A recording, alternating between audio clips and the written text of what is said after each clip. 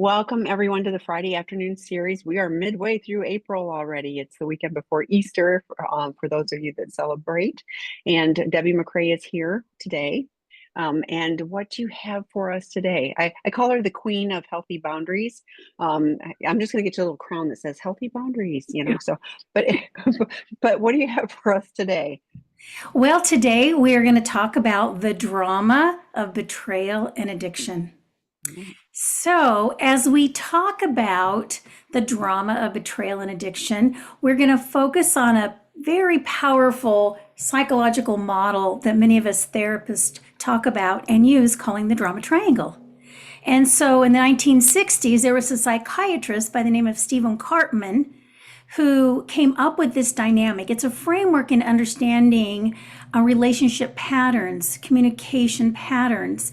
It's been applied extensively to family systems, but it's also very, very applicable to the betrayed partner and the person who's betrayed them and the dynamics we get into. We take on patterns or roles. So in a minute, we're going to talk about the victim role, the rescuer role, and the persecutor role. The unfortunate thing is if we get into the drama triangle and we take on this role, we take on the communication patterns, the behaviors associated with that role, then the couple stays stuck in a cycle of conflict, there's misunderstanding, and the pain stays there within the relationship, and especially with the betrayed partner. So as we talk about the drama triangle today, I want you to imagine there's a triangle in your head, and at the top position is victim. And if you're looking at the triangle, to the left is the rescuer at the bottom point, and to the right is the persecutor. And we move from one position to the other depending on the circumstance. So we're going to break it down in a moment. We're going to talk about how betrayal and some of our thought patterns around betrayal kind of pulls us into it. We'll identify ways to get out of the drama triangle. So hopefully I'll give you some tools today to assist you in when you experience being in that drama. So here's what I hear in my office when a client could possibly be in the drama triangle. It might be the betrayed partner saying something to the effect of, I am so broken for what he's done. I am never going to be okay again. I'm always going to be like this. That would be a victim. The betraying partner might come in and say, I can't do anything right. She'll never trust me again. So why am I even trying? Again, a victim. So if you're a rescuer, my betrayed partners might come in and say, I print out articles, I schedule his therapy, I'm giving him suggestions that he won't even take, and if I don't do it, he's not. What's going to help? I'm helpless here. Okay. If we're in the rescuer role, the betrayed partner might, I already said the betrayed partner is going to print out the articles, do whatever they can to help them. If the addict partner's in the rescuer role, it might be something like, oh, I didn't want to tell her about my slip because I didn't want to upset her because she's doing so well. In a way, that is kind of rescuing and trying to manage somebody else's emotions. If you're in a persecutor role as a betrayed partner, you might hear something like, I don't feel like he deserves for me to be kind to him after all he's done. Or if it's the betraying partner and they're in the persecutor role, they might say, she is never satisfied no matter what I do. She is controlling me, and she might even accuse the betraying partner of being controlling. So why do couples who are experiencing relational trauma go into the drama triangle? Well, there's several reasons. And with codependence being so attachment-based in our focus, remember, we look at the disruption in the attachment and we work on repairing it. And we need to have connection as human beings. We are genetically wired for connection. We need it. And where we get that connection is in those relationships, those significant relationships we have with our spouses or our partners. So when there's discovery and disclosure, there's an immediate rupture in that attachment bond. So all emotional safety is gone in that moment. And the betrayed partner goes into trauma. It's very traumatizing as this attachment is disrupted. So the relationship no longer feels safe with the person that they're bonded to. So the coupleship, and especially the betrayed partner, is under so much distress that they oftentimes move into the drama triangle as a way of communicating to get their needs met. Unfortunately, when we're in the drama triangle, we're in childlike behavior, we are selfish, we manipulate, and we have heightened emotions. We are having a limbic response. A lot of times we're in that fight response. So we're trying to connect in the drama triangle, but we're doing it indirectly and we're doing it ineffectively. And going into the drama triangle is very unconscious. However, if you're aware of the drama triangle and the roles, you're going to start to see it playing out. However, with unawareness, we're in the drama triangle trying to have connection, but it's pseudo connection as we're in those three roles. And we can move around. They're very fluid. I can move from victim to rescuer. I can move from rescuer to persecutor. And I can be perceived by my partner in any one of those three roles as well. And oftentimes we move around the drama triangle together onto different roles. So what are the roles that we take on in the drama triangle? I'm going to share just briefly about that. The victim role is what I call the poor me or the fix me role. When you are a victim, you feel hopeless. You ask a lot of questions about why is this happening to me? Why do bad things always happen? And oftentimes as a victim, we're looking at external sources as the reason. We want to blame something or someone else, and oftentimes it's the betraying partner. When I am a victim, oftentimes I have an attitude of, I want you to fix me. I want you to help me. But then we become overly dependent on other people's help. So in this role, we may seek validation. We may seek rescuing. And the thinking is, with the victim, I'm not okay, but you are. So fix me, help me. So you might hear the betrayed partner saying something like, why am I doing all the work when I didn't cheat? That's not fair. You need to be doing all the recovery. Or I feel bad because you're not doing enough to help me heal. And it's true, the betraying partner does have some responsibility in supporting your healing, but they can't do it all for you. With the addict partner, you might hear when they're a victim say, it doesn't matter what I do, I'm always going to be the bad guy. Doesn't matter. I'm never going to make him or her happy, regardless of how good I am. Okay? So let me talk, I want to make a note about the victim role.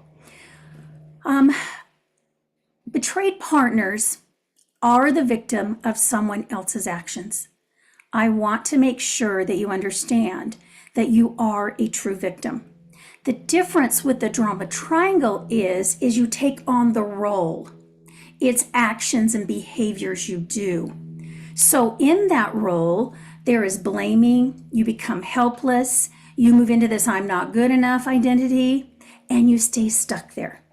That's a difference. The difference is I am the victim of somebody else's actions, and I can move into my healing behaviors, but when I'm in the drama triangle, I'm stuck in that particular role. And those are the behaviors I do. Okay, the next role, the rescuer role. This is the fixer or the caretaker. This individual is overly responsible for the other person's feelings, for their recovery. They might even create a dynamic where the other person depends on them. So I might have a betraying partner whose husband needs him or her to actually do the recovery, to feel like they're doing okay, to stay on track. And so we've got this dependency that can occur. A lot of times a rescuer will do this to avoid feeling pain. So if I focus outward on you and fixing you, then I don't have to sit in what's going on inside of me and all the pain that I have. Lots of times we are drawn in as rescuers because we feel like there's more attachment. I feel like if I help you, then we're more connected. We are unconsciously, when we do that, trying to get our own needs met by rescuing the other person. The thinking with a rescuer is, I'm okay, but you aren't, so let me fix you. Let me help you. Okay? So the betrayed partner might do things like I print out articles, I schedule her therapy, I remind him about his check-ins. If I don't, who will? So there's a lot of responsibility you take in moving the coupleship along and into healing. With the addict partner, it might be, gosh, I just want to walk on eggshells around her. I don't want to disturb anything. I want to make sure that she just stays okay. So I'm not going to speak up or say anything or even set a boundary because it might throw everything off. Okay. The next role, the persecutor. This is the bully. We can also call this person the critic. The types of behaviors you see is they like to blame. They've got a lot of black and white thinking. So in that black and white thinking, you're going to see them use a lot of absolutes. You always, you never. There's a lot of control here. There's a lot of shame with somebody who's a bully. And in that shaming, they get their needs met by being more controlling, having power over the other person. So you might see behaviors like gaslighting, demeaning, criticizing, teasing, even mocking, even the silent treatment. So it can be aggressive, it can be passive aggressive. The thinking with the persecutor is, I'm right and you're wrong, so I'm going to tell you how wrong you are. So we get into that dynamic. So the betrayed partner might be saying something like, why should I be kind to him? He destroyed our family, right? If I'm too kind, he's going to forget what he's done to me. The addict partner might say, well, at least I'm not screaming and guilt tripping like you are. So that might be said to the betrayed partner. So what do you do if you're in the drama triangle? Well, one of the first things you need to do is to start being aware. And the first awareness is listen to how you speak. What's the tone of your voice? Are you using absolutes like always and never? Are you doing a lot of you statements? Notice if there's black and white language, like I said. Be aware of how it feels in your body. You're going to feel it in your body first because we feel drama in the body. So it's really important that you start to be conscious of when you're in a discussion, when you're noticing that emotions are starting to rise. You're going to be aware after you finish listening to this webinar of how to identify the role you're in and how to step out of it. So I want to also note that we can be in the drama triangle by ourselves. We don't have to be in the drama triangle with somebody else. So I can do that in my mind. And in there, I'm typically go and move into the drama triangle because I start being a victim at first. So I am poor me, why is this happening to me? And so I can do that. And in my mind, I then start criticizing the other person and all the things they've done to me. So now I'm a persecutor. And then in my mind, I start telling myself all the things I need the other person to do to make me feel better, right? So now I'm wanting them to be my rescuer. So we can do that. We can move around that drama triangle just alone. We can also move around that drama triangle with our partner, like I mentioned earlier, and sometimes we can both move into the same role. So we could both be victims together, right? All the poor me's going back and forth and trying to outdo who's got it the worst. We can be persecutors together. So then we're in high conflict, right? We're screaming, we're yelling back and forth, calling each other names. We can even be rescuers and maybe be overly attentive to each other, just trying to make sure things stay nice. Maybe we're kind of even creating an environment where there's almost this false sense of everything's great. So we need to be aware of that. So what do you do if you become aware of the drama triangle? Well, like I said, you've got to be aware. So start being conscious and verbalize out loud to the other person, I believe I'm in the drama triangle right now. That's easier to hear than we're in the drama triangle right now, or you're in the drama triangle right now, but just recognize it for yourself. Recognize the signs you're going into it. Like I said, it's usually a limbic response. Have a plan or a boundary put into place about how you're going to get out of it. So one idea might be to have a script. where when you recognize you're in the drama triangle, you would say something like, I'm in the drama triangle right now, and I need to step back and calm down. And I want to think about the role I'm in. I believe right now I'm a victim. And then you take the pause. So some of the specific steps for getting out of the drama triangle are, of course, the first is going to be to slow it down. Once you step out of the drama triangle, you're going to calm down.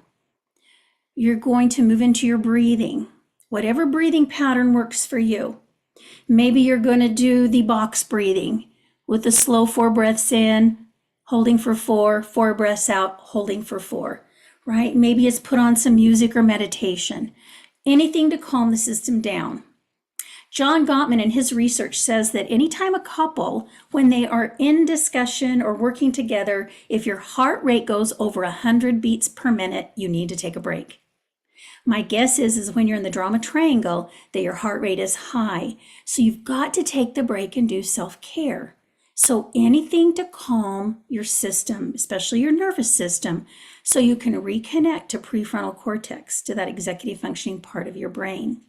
Now, as you step back and you take that pause, you're going to kind of check in and go, okay, what role was I in?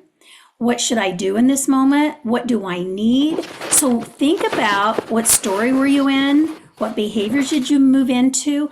And then really identify what it is you need, because that's an important part of it, is circling back around and discussing your needs, okay? The second step would be, as I said, to step back and reflect about what role are you in? So do you often feel like you need to fix other people's problems? Then you're most likely going to be a rescuer. Do you feel powerless? Do you frequently seek sympathy? Then you're a victim. Do you criticize or blame when you feel stressed? Do you say things that you really don't mean? Then you're most likely a persecutor. So start to be aware of the roles. Typically, we move back and forth between a couple of roles. So identify what are your behaviors when you're in each of those roles, what you're thinking when you're in those roles. Observe your interactions. So be that compassionate observer where you're just stepping back and kind of noticing the patterns. Just notice what you're doing without judgment. Identify the patterns. Identify whether you're a victim or whether you're a persecutor. And then give yourself some specific ways that that shows up. So check in and see when you step out of that drama triangle, what role am I in right now? And like I said, ask, what need am I trying to have met? I love taking the pause, doing the pause boundary, the timeout, stepping back, and even using the 4-part talking boundary, where you describe the data, what you saw and heard that triggered you, maybe, or moved you into the role you were in, what the story was you were in, what your thinking is about that, and third, how that made you feel, what emotions came up, and fourth, what's the need? What do I need from you right now? So start to step into a healthier role. Okay, we've got to reflect. We have to start with ourselves. What role am I in? What do I really need? Okay, step number 3 is, if you're a victim, you need to take responsibility. You want to leave the position of being a victim. That means you've got to take responsibility for you. So you have to be responsible for your life and for the decisions you make. You have to identify your needs and be able to verbalize your needs. And sometimes you have to meet those needs yourself, and sometimes you can reach out and have other people assist you and help you. But you're going to step from a position of powerlessness into empowerment, meaning I know I can take care of me and I will be okay, because I can either meet my own needs or I have people lined up who I can reach out to, and they will help me meet my needs. You have to have good internal boundaries. It's really important that you recognize that as long as you stay a victim, you're helpless. You're never going to get anywhere. But the minute you decide, you know what, I'm responsible for me feeling better and me doing the work, and this applies to both the betrayed partner and the betraying partner, we have to step in to that place of empowerment by stepping out of being a victim. Step 4 is, if you're a rescuer, then you got to look at your options. So in order to move off being a rescuer, you have to recognize that you've got to have really good internal boundaries about just jumping in and helping people. What I always say to myself is, am I doing for this person something that they should be doing for themselves? If I step in and I help this person, am I getting in their way of learning a lesson or learning what they need to learn, having the experience they need to have? So when somebody approaches me who is a victim and wants help, if I'm going to use my options as a rescuer, I would say something like, well, what have you thought about doing? What ideas have come to your mind to help you with this problem? And I will often say to them, we'll have a dialogue. And if they say, I do want some ideas from you, I will offer ideas, but I don't offer to jump in and completely do it for them. I do offer support in any way that I can help them, right? I have to check in on my internal boundaries as a rescuer to make sure that I'm not working harder than they are. So I can still support, I can still help, but I do it in a very boundaried way, okay? Step 5 is if you are a persecutor, you need to learn to negotiate. So because you are a persecutor, it's really hard sometimes for you to step out of being critical, but you've got to. You've got to be willing and open to receiving feedback. Life is not black and white. It's not my way and your way. It's not absolutes, always and never. So you've got to step out of the all or nothing thinking, the controlling behaviors, and you've got to work on finding solutions for the situations together rather than giving orders. So you have to be able to sit down and negotiate situations with a win-win attitude. What can we do in this situation so we both feel like we're getting our needs met? So when you're in communication with the other person, there is no talking down to, there's no yelling, there's no avoiding, there's no silent treatment and withdrawing. I come to you and I'm willing to sit and recognize that you also bring value to this relationship. You also have ideas and capabilities to help us heal. So when we are a persecutor, we have to be very aware of what our values are, and we need to align with those values. Because oftentimes, if I'm limbic and I'm a persecutor, my behaviors are behaviors that don't line up with what I say my values are. Okay? Then the last step is you have to make a choice to get out of the drama triangle. So you're going to make choices of how you do that. So one is you've got to make a choice to step out. You've got to be willing to call the timeout when you're in the drama triangle. I have not met a client or a coupleship yet who have been able to solve any problem in the drama triangle. It never works. So it's got to be a choice to step out of it. That means you call the timeout. So you've got to choose to take a timeout. You then have to choose to do self-care. And then you have to choose to question in that self-care timeout space what need you have that's not being met, that's moved you into that role. So you're going to choose to have self-awareness. You want to choose how you're going to come back to the discussion. Like I said earlier, one of the choices you might make is, I'm going to write it down. Right? Maybe we'll take an hour break. I'm going to kind of journal and go through the 4-part talking boundary and figure out what it is I need. So when I come back well fed, well rested, and I come back with my notes to share with you so I'm nice and grounded. Okay? Choose how your behaviors when you're in a really difficult discussion will align with your values. So if you catch yourself using certain words, maybe shaming language, or you feel your heart rate increasing, or you're starting to use words outside your value system, you're willing to take the time out. And then you can actually choose to stay out of your drama triangle role. Like I said earlier, if you are a victim, you take responsibility for your life. If you are a rescuer, you look at the options. If you are a persecutor, then you're going to look at negotiations, right? You're going to work with the other person.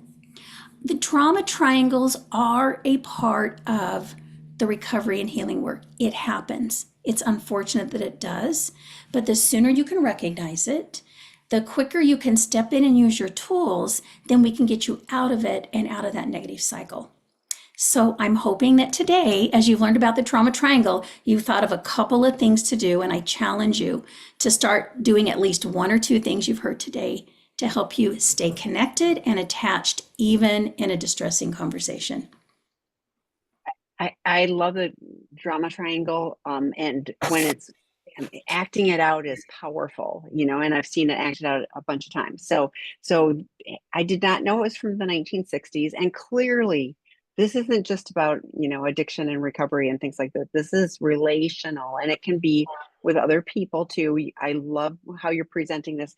I thought it was so powerful when you said, I don't know of anybody who has found a solution when they're in the drama triangle. And I was like, that should be motivating enough for us to go, like, we're going to keep having this. I always call it the negative two step. You do this, I do this. You do this, I do this. And you can wear a pattern out on the floor of like these patterns that are repeated over and over again. So, but stepping out of the triangle and going like, how can I do this differently? And you can go look this up. There's actually, another piece of the triangle where you're stepping into the, the healing things. But that was so helpful to, have the, even the, am I using the always and ever, the really black and white thinking, am I using, what am I doing that would be, which role am I stepping into?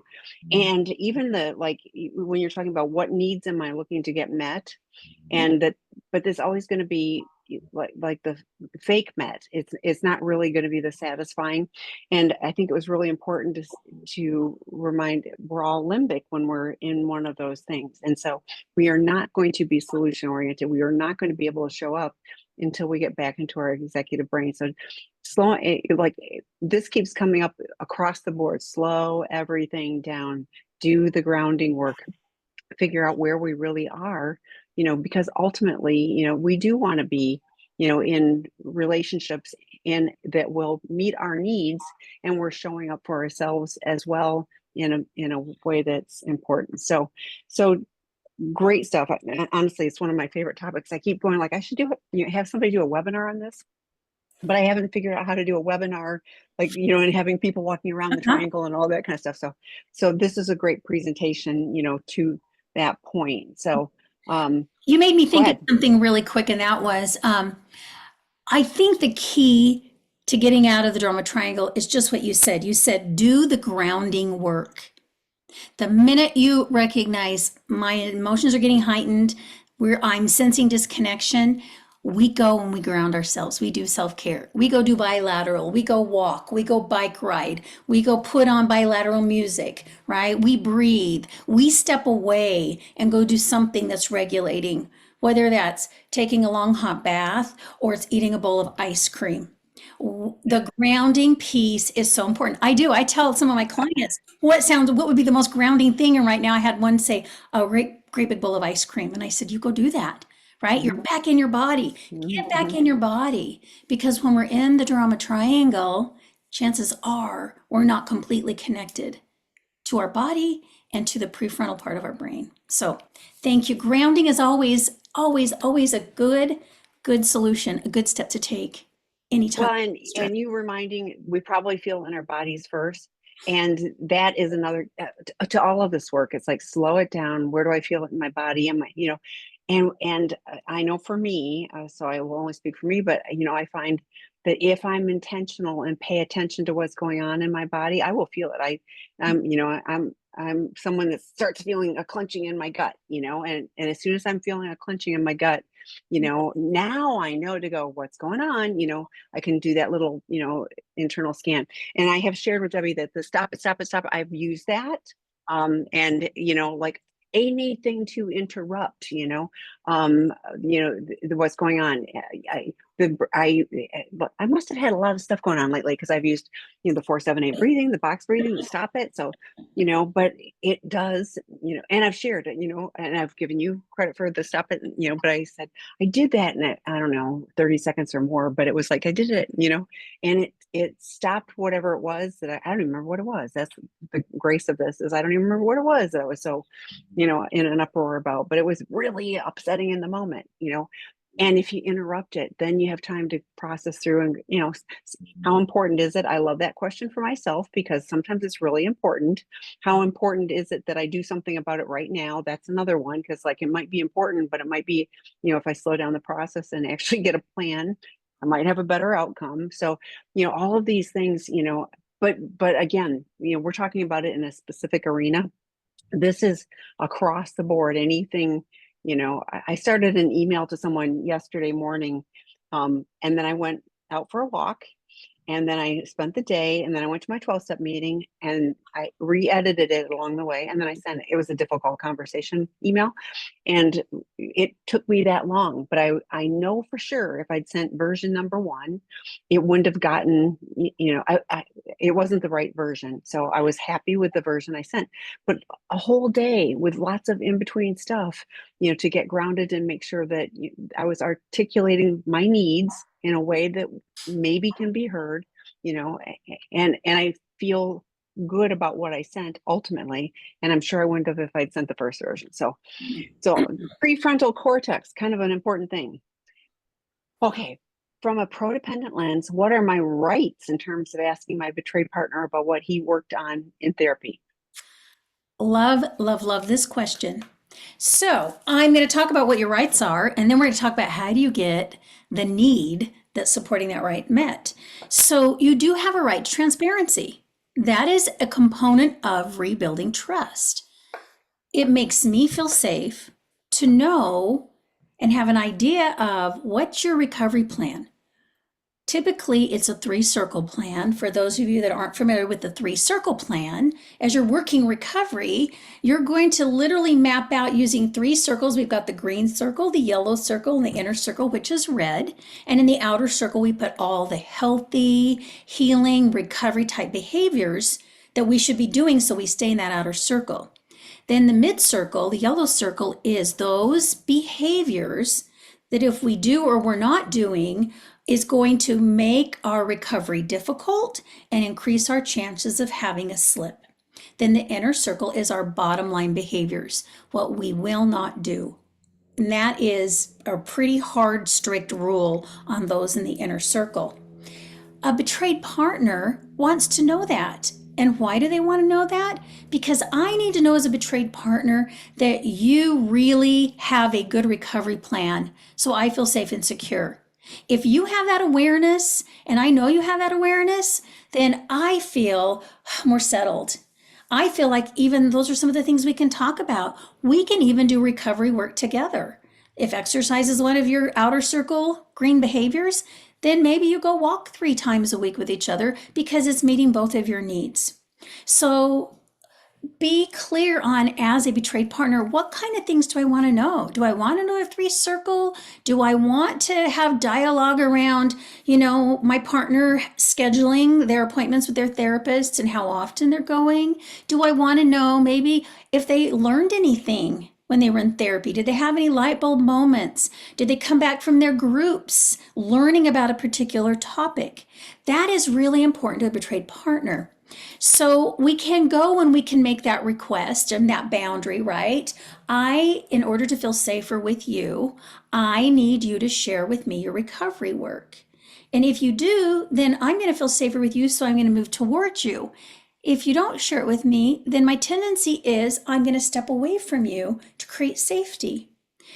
The other thing I find that works really well, and I'm not sure where you're at in terms of timeline on your recovery, but it helps to go in and see a therapist together. So if you're not in with a couples therapist, then maybe join your partner, your betraying partner, with their therapist to talk about this particular boundary and any other boundaries that you need for safety. So if you've got the appropriate therapist, one who understands codependence, who is trained in this arena, then they will be there to support you through that codependence lens, knowing that this is healthy safety seeking. I need to know you're safe so that I can move towards you, is really what codependence is all about. and it's about repairing the attachment. So I would do it with the help of somebody else. I would have the conversation first, let them know here's what I need. And if you sense any resistance or you're feeling like I'm not getting what I need, then make that request to see a therapist together. The other thing is there's also the early recovery couples empathy model. I like it because in that there's a lot of sharing back and forth. So there are some therapists that have trained in that. And so find a therapist will help facilitate if you're not good at communicating and having hard conversations, somebody that creates a safe enough environment where you can do that, and maybe even have a session for just setting boundaries around the transparency in his or her recovery. So those are some of my ideas. I always wonder about this one, so I'm going to ask, like with a 3-circle plan, sometimes there's behaviors in the inner circle that the partner does not know about that would come out on disclosure. How do you navigate that? Well, what it might be then is you share the outer circle and the middle circle for now. That's always an option. And talk about some of those inner circle behaviors may be included in some of my disclosure. So let's wait until after disclosure. And then, obviously my bottom lines are I'm not going to do those things that we have already talked about. I'm no longer looking at pornography. I'm not masturbating. I am not going, to the coffee shop where the ladies are in bikinis, right? Those kinds of things, right? I think you need to re-emphasize, yes, you already know I'm not doing this, this, and this. So That's helpful because yeah, it's challenging because it's yes, you challenging at deserve that point. transparency, Yeah, but it's also you yeah. don't, what does this mean in the inner circle? So Well, and I feel like too that the betrayed partner needs something. If you say, I can't tell you my inner circle yeah, behaviors, as a betrayed partner, I would freak out and think, oh yeah. my gosh, they're really, really bad. But if you say, I'm going to share with you the ones that you're aware of, right, there's going to be a few more that I'm adding to that once we get past disclosure. Thank you so much for putting words to the dance that my husband and I have been in since D-Day 2 months ago. He's making good sobriety progress, but we're emotionally tired and looking for better options. You have provided them today. My question is, even in what I perceive as normal, unloaded conversation about our situation, husband slips into victim mindset. Is there a way for me to politely point this out?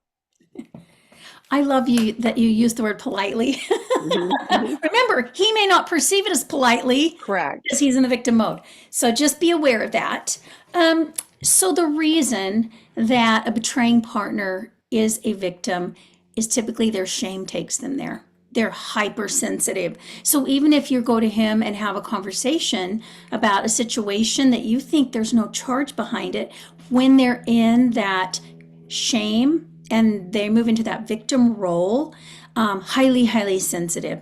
So, a couple of things. One of them would be, I think, to slow it down a little bit by setting up a time to visit with your husband. So he's kind of prepared. Hey, I want to sit down. I want to talk about, you could even have him watch this video and this webinar on the drama triangle and even talk about, hey, let's just sit down and meet for 30 minutes. Tuesday night, kids are in bed, 7:30. Let's bring a snack and let's sit down and talk about the drama triangle and how it shows up. So if he's open to a conversation like that, then you can even turn and ask reflections from him. Well, what roles do you see me in? And again, you've got to be really grounded and open to hearing. And then maybe you can also then mention to him that I'm wondering if, so use curiosity. I'm curious. I'm wondering if sometimes when I come to you with something really, really hard, like just a kind of what I think is a normal situation, I notice that you say this, this, and this. So it might be something that I notice you say that I never get anything right. I'm never going to be able to fix you and fix the situation. Then you say to him, I'm curious. I'm wondering if that was something a victim would say. Do you think that's a possibility?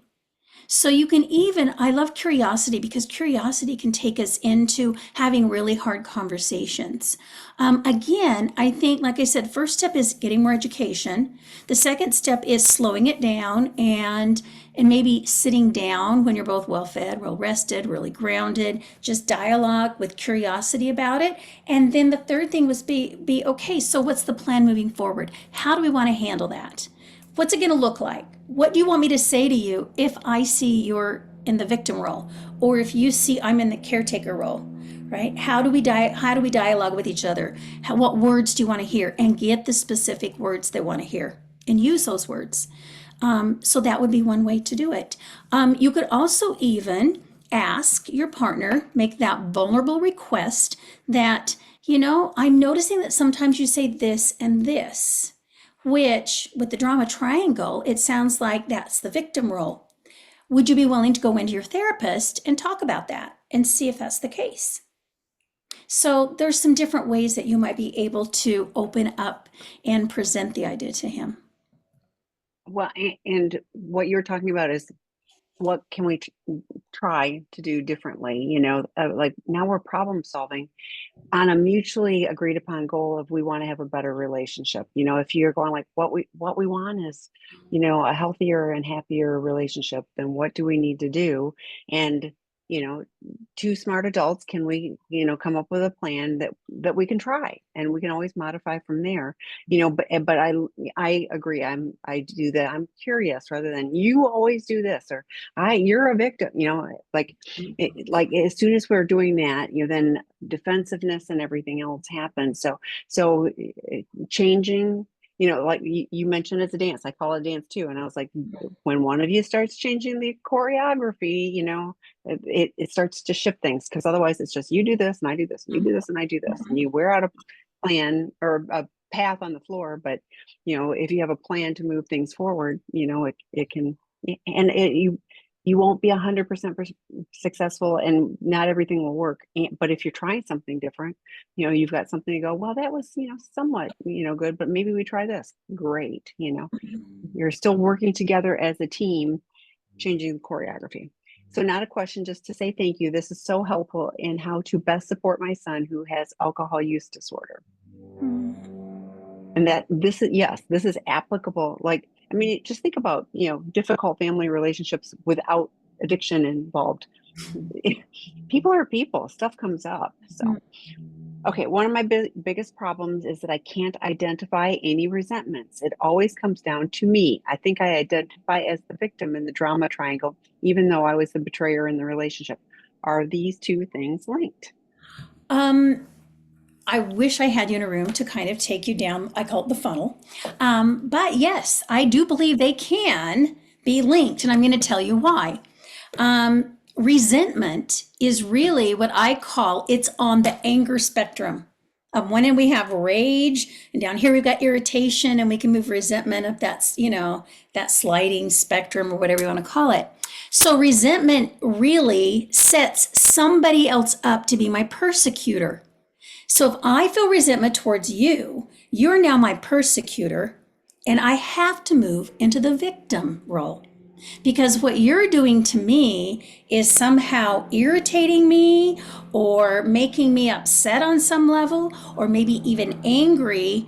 So now I see you as the persecutor, and you're doing this to me. Or because you're doing this to me, right, I'm feeling discomfort. So that is the relationship.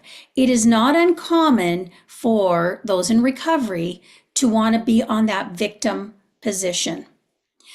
It is so important that you be aware of it and how it shows up. So if you're really, really grounded and you really want to know how it shows up, my recommendation is that you go to your partner, or you go to somebody that you're close to, and you're just very open and vulnerable and say, I realize that I step into this role of being a victim, right? I'm in the drama triangle as a victim. I sometimes feel irritation, resentment, whatever it is. And so what I need to understand from you is, what do you see me do when I'm in that victim role? What do you hear me say? And that would be a great way for you to have the awareness of, right, how does being a victim show up? A lot of times it's interesting when I move into a victim role, I get very quiet, Mm. right? I want the other person to be able to read my mind, and I want them to be able to do for me what I want them to do for me to do the repair.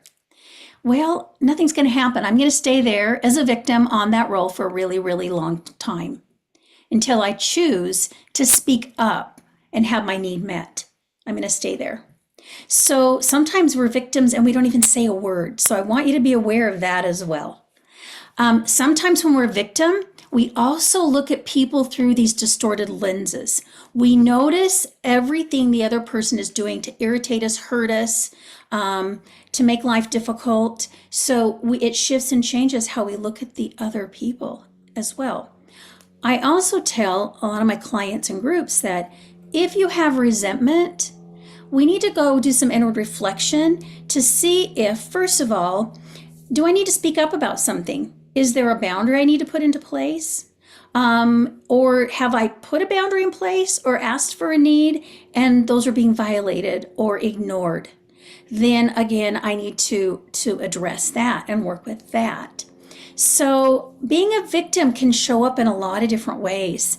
And again, like I said, those in recovery find themselves being a victim a lot. So another example might be because I'm working with betrayed partners and working on boundaries, it might be my betrayed partner comes to me with all these boundaries for safety.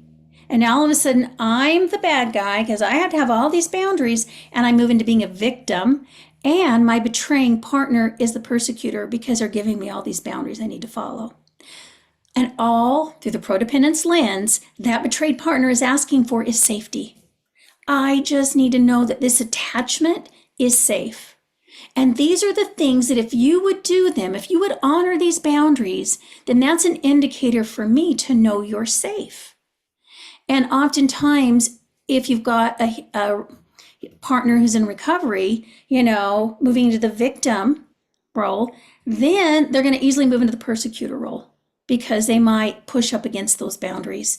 So you can see that, those roles show up all the time.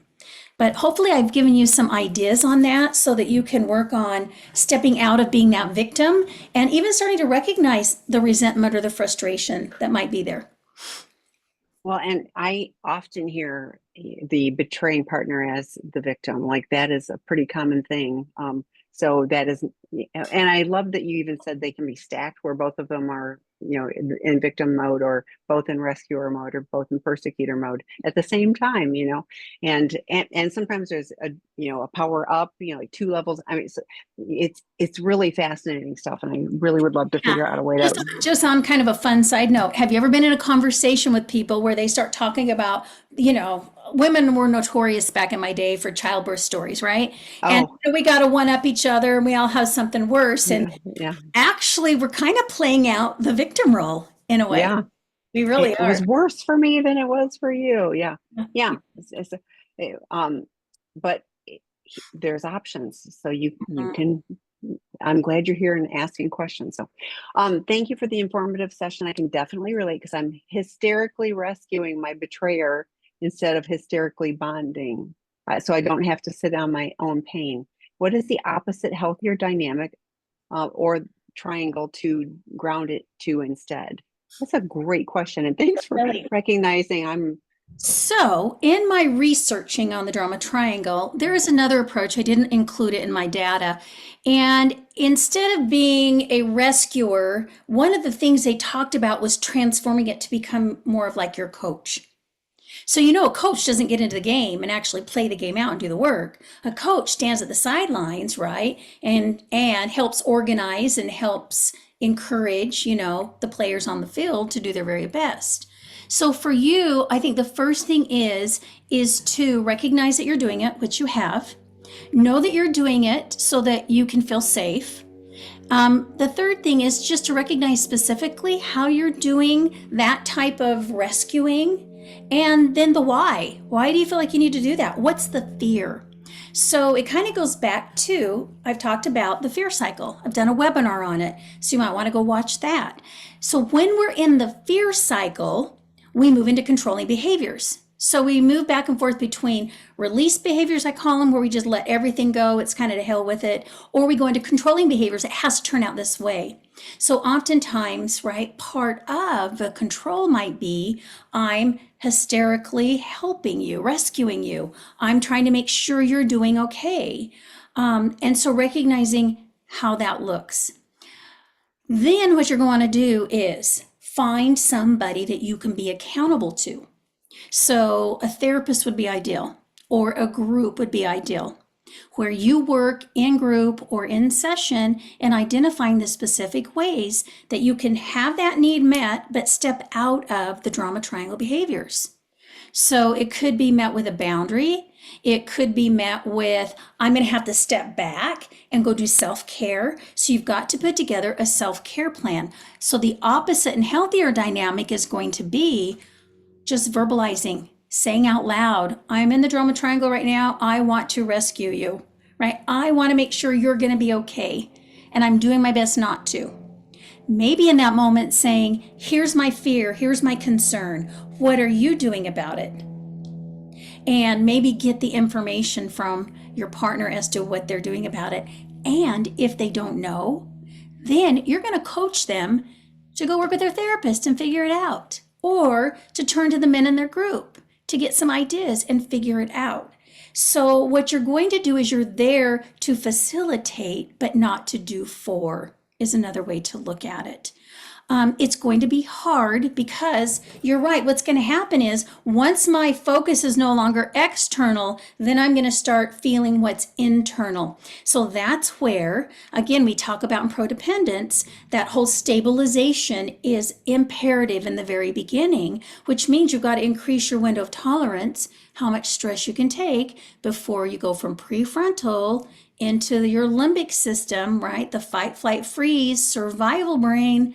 And so the more window of tolerance you have, the more you can handle. So that means you've got to do a lot of self-care. You've got to do your dailies, which would be things like supporting your physical body, supporting your spiritual self, right? Your spirit, your emotional self, and your self-care, and having your support system, your relational, those types of things in place. You've got to have your breathing techniques down, the ones you like. I mean, you're going to put together your own plan so that when you want to jump in and you want to hysterically rescue, you can slow it down, do some self-care, get reconnected to here, and step back and go, what's going to be the best way for me to help my partner?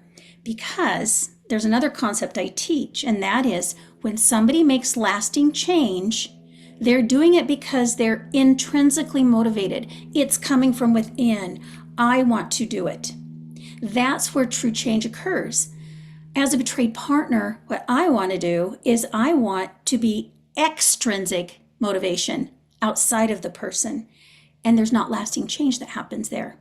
So it's a great question. It's quite a complicated question. So there's a lot of different ideas. So those are just some of mine. All great too. So, okay, the next one is, what was the name of the communication exercise you recommended? Oh gosh, I know, I'm trying to think. I don't remember which one. Was I talking about, was that when I was talking about the therapeutic approach of early recovery couples empathy model? So that's Carol Sheets. That would be in her book, Help Them Heal, Help Her Heal. So you're going to find in there, she's got lots of great exercises for communication and even in the sharing of your recovery work. So the next one, thanks so much for this enlightening talk. I am still absolute shock of what my partner did with all of his cheating. Any suggestions on how to begin to get over the absolute shock that he would do this? Thanks much. So the shock you're in is part of the grief. It's the grief associated with the loss of what you thought you had. And it's really hard. It is actually your brain protecting you from the trauma at this point. So a couple of things that would be helpful is find a therapist who understands the grief of betrayal. Because what they can do is they can support you and kind of help gently guide you into identifying the reality of your situation. and to help you move through those different components of grief. So you're going to have shock and denial. You're going to have a component I call obsession. That's where you do safety seeking. I got to put all the puzzle pieces together. You're going to have the sadness, depression. You're going to have the anger. And all of those things you're going to experience. But right now, for you, the biggest component is kind of that shock. And again, it is your brain, your nervous system trying to protect you. I think one of the best ways to work on grief is to talk to somebody. Talk it out. Do that on a regular basis. Get the support you need so that you can move out of it. Learn some tools, which would be exercises to do to really ground yourself. Maybe you need to do more affirmations with breathing, cross-body tapping. Journaling would be another great way. Get all the shock, the denial out onto a page and journal it. You don't have to go back and read it. I would recommend maybe you don't and put it away, but get it out of your body. And again, I think this is something that you can't do alone. I think it's going to take a long time if you're there, because we can get stuck in different of those stages or components of grief. So get help, get support, so you have that. And so Debbie is one of the facilitators for the Empowered Women's Retreat. I just pulled the information on that. This is a place for healing for the partners. You don't have to stay stuck, and that's about healing for you, regardless of what he's doing or not doing. So consider that. We have lots of resources on our website that can help too. Okay, so I'm not angry yet. I am sad and disappointed. Do I need to eventually feel angry or to heal, or can healing occur without having to feel that intense anger on what he did in your valued experience? No, I don't think you have to feel that intense anger. Like again, I said anger can be on kind of a spectrum. And so I don't think we have to go in and feel that anger. Now, if you were working with me and one of my clients, I would kind of do a history with you on anger just to see what you were taught about anger growing up, how you expressed anger in your family of origin throughout your life, to see if maybe you were kind of conditioned or modeled like not to get really intense anger. I would work with you on doing some body work on, okay, so where do you feel frustration, anger? We'd probably find the right word for it in your body. So we would work on some of that. Again, I think working through the grief and the loss and identifying your losses and all the things you have a right to be angry for would be another way to address your anger. So my answer is no, you don't have to feel that intense anger. I do want somebody to have a healthy dose of, this was not fair, this was not right. I have a right to feel angry about it, or frustrated, or irritated, or whatever. I think you're right, though, too, that so many people are conditioned it's not okay, and especially for women, it's not ladylike to be angry. So, there can be a component of that as well. So for this next one, I think it was for this one, I put in the should I stay or should I go? But how does one remove themselves from a drama cycle when the addict is lying, gaslighting, and acting out? I have requested a therapeutic separation, but he is still stonewalling and not demonstrating recovery. I fear I have to leave indefinitely, but we have to dissolve a life of 20 plus years. Do I just run and completely cut him off to stay out of the cycle? It seems like all of the space I take when the cycle starts, he takes things further. I wish I had a long time to answer this. Yeah. But I do like that they're requesting a therapeutic separation because it has boundaries around it.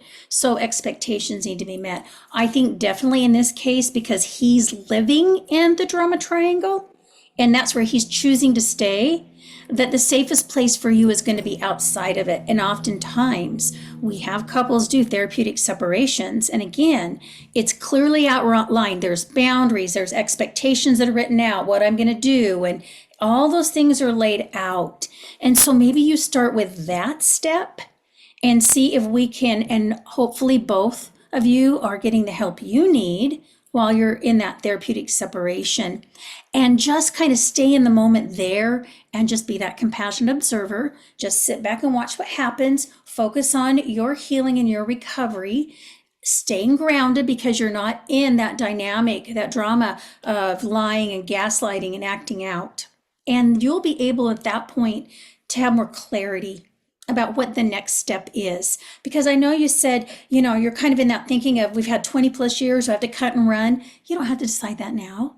Just work on stepping out of the drama triangle, create the safety for you, get yourself grounded, make that your focus right now. And then once you're a little more grounded, you can make the next step. And I did put, should I stay or should I go? And it's 4-part webinar. Check them out. The first one has questions to journal about, and that would be helpful. But yes, you have somebody who is in active addiction. So they are not going to get off the drama triangle and will try to suck you back in. So yes, you doing what you need to do to take care of yourself. So one more thing quick before we get to the last question. Debbie does a fantastic job. I called her the queen of healthy boundaries. I'm going to get her a crown, but she teaches boundary work groups on our site. So check those out too. The next one is about building trust. So, but the one that she's in right now could be a good fit. And I don't know when that's going to be offered, but stay tuned, check it out on the site. Okay. I have communicated my needs to my husband in order to stay in the marriage, i.e. getting a sponsor, CSAT, and attending the meetings. He's gotten a sponsor and attending meetings. It's been 3 months and he hasn't worked on setting up his therapy appointments initial. What can I do? Well, I think it's okay to approach with a conversation and maybe again get curious and ask him if he's got any plans for it. Um, you can also request that he do it, and maybe I think I'd try to approach it from a win-win attitude. And the win-win is if you're going to therapy, then it's going to help me heal, which is a win, right? You're going to get better, which is a win. And when you get better, right, I begin to trust you more. And if I trust you more, then I'm going to move towards you. It might be just even getting curious with him and just saying, help me understand why you're not seeing a therapist, right? Because you know that that's something I really want you to do, but I need to understand your thinking. Maybe start there, get the data, and then maybe step away, put together. You can use the 4-part talking boundary, come back and make that request of the need. And then for you, it might be I have to find my support group and I have to wait and see what my partner's going to do. This is a really hard one, and I want you to know it is so frustrating. It is so difficult to not see your betraying partner doing the work they need to do and just to sit back and watch it. And this is one of those areas where you feel so powerless and out of control. And there is just not an easy answer because this is such a gray area. So get curious, figure out what it is you need, verbalize those needs, sit back and watch, maybe decide what you're going to do. If all of a sudden you go, I'm willing to wait for this long, maybe, put some ideas, but work with somebody. Have somebody help you. Don't do this alone. Check out that webinar series. It was a 4-part series too. It's got lots of great content. And then for the person that asked about the work groups, I put the link for the work groups. They will be updated, but the first one isn't on there yet, but it will be. So thanks everyone. Great questions. Thank you, Debbie, as always. And I will see you soon. Bye, everyone. Bye.